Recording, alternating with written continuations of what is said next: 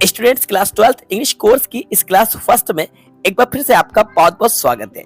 तो प्यारे बच्चों, आज की इस वीडियो में आपको बताने वाला हूँ कि हमारी क्लास 12th इंग्लिश की स्टडी स्टार्ट करने से पहले आपको क्या याद करना सबसे ज्यादा जरूरी है कि कहाँ से आपको स्टार्टिंग करना चाहिए। यस स्टूडेंट्स, अगर अब तक आपने अपनी इंग्लिश की स्टडी स्टार्ट नहीं की है तो अब आपको कहाँ से स्टडी स्टार्ट करना है, जो आज इस वीडियो में आपको बताने वाला हूँ कि सबसे ज्यादा जरूरी और सबसे पहले याद करने वाली कौन सी चीजें हैं जो आपको अपनी क्लास 12th इंग्लिश की स्टडी स्टार्ट करने से पहले जान लेना चाहिए। तो बस वीडियो के स्टार्ट से लेकर अंत तक जरूर देखिएगा। वीडियो आपको पसंद आए तो लाइक कर दीजिएगा और यदि चैनल पर नए हैं तो चैनल को सब्सक्राइब भी कर लीजिएगा। So let's get started. अब देखिए स्टूडेंट, सबसे पहले आपको हमारी फ्लेमिंगो बुक की जो प्रोज और जो पोइट्री के जो सभी चैप्टर्स हैं, तो आपको सबसे पहले इन सभी चैप्टर्स के नेम और साथ में आपको ऑथर्स या फिर आपको पोएट्स के नेम लर्न कर लेना है। जस्ट इट्स जो आज मैं आपको यहाँ पे लर्न कराने वाला हूँ, और ऐसा क्यों करना है, इससे आपको क्या फायदा मिलेगा वो भी मैं आपको यहाँ पे बताता हूँ। देखिए, सबसे पहले हम बात करते हैं इस पोएट्री के पोर्शन के बारे में। हमारी फ्लेमिंगो बुक में ओनली 5 पोएम्स हैं। कितनी है? 5। 1 2 3 4 5 जो आपको यहाँ पे नजर आ रही हैं, ये 5 पोएम्स हैं। तो आपको सबसे पहले इन सभी पोएम्स के नेम और साथ में इनके पोइट्स के नेम लर्न करना है।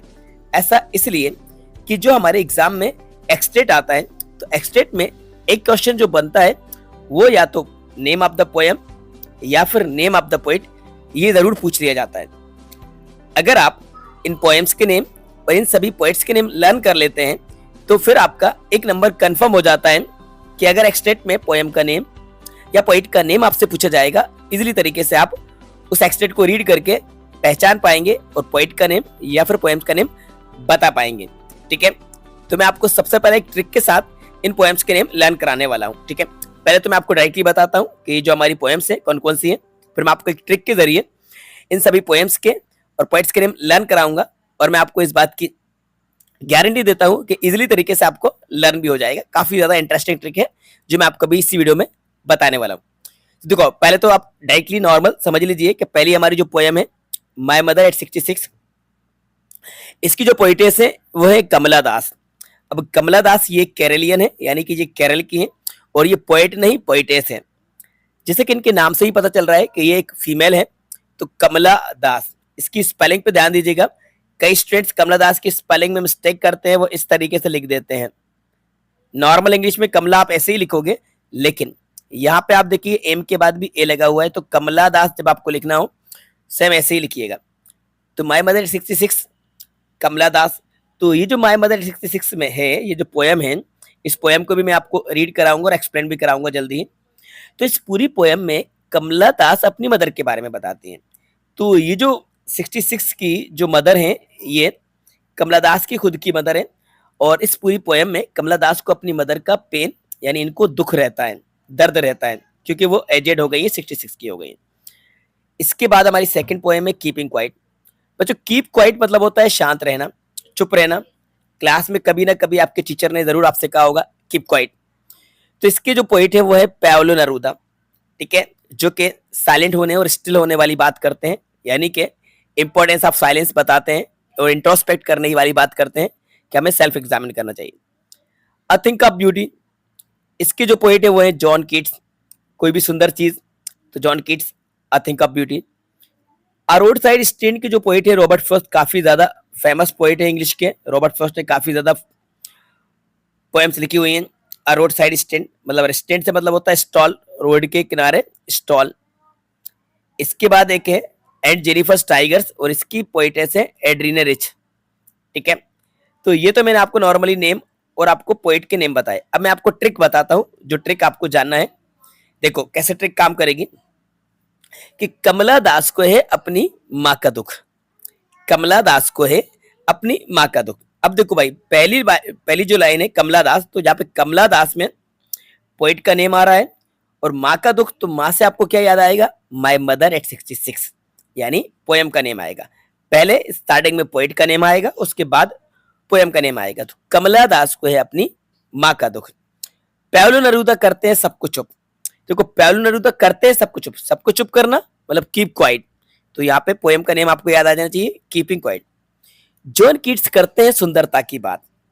जॉन कीट्स करते हैं सुंदरता की बात, तो सुंदरता मतलब ब्यूटी, तो I think of beauty. Robert Frost ने खोली है रोड के किनारे शॉप।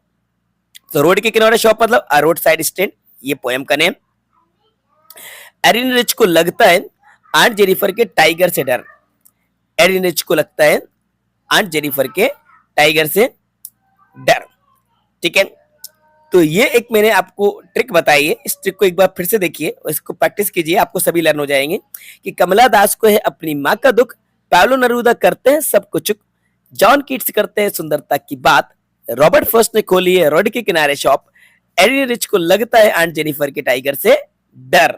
और कहानी खत्म हुई, कविता खत्म हुई, अब सब जाओ अपने अपने घर। लेकिन आपको अभी कहीं नहीं जाना है भाई, आपको रुके रहना है, क्योंकि अभी पिक्चर अभी बाकी है मेरे दोस्त। तो आगे और भी कुछ मैं आपको सिखाने वाला हूँ। तो ये पोएम के नेम और पोइट्स के नेम आप इस ट्रिक के जरिए लर्न कर लीजिएगा। ठीक है, अब इसके बाद आपको प्रोज के नेम भी लर्न करना है, और प्रोज के साथ साथ आपको इसके ऑथर यानी राइटर के नेम भी लर्न करना है, क्योंकि एग्जाम में एक्सटेट जो आएगा उससे क्वेश्चन यही बनेंगे। द लास्ट लेसन के ऑथर है अल्फोंसो डोडेट। द लास्ट लेसन यहाँ पे इंपॉर्टेंस ऑफ लैंग्वेज के बारे में बताया गया है, और उसके मेन जो प्रोटोगोनिस्ट हैं वो है फ्रांस।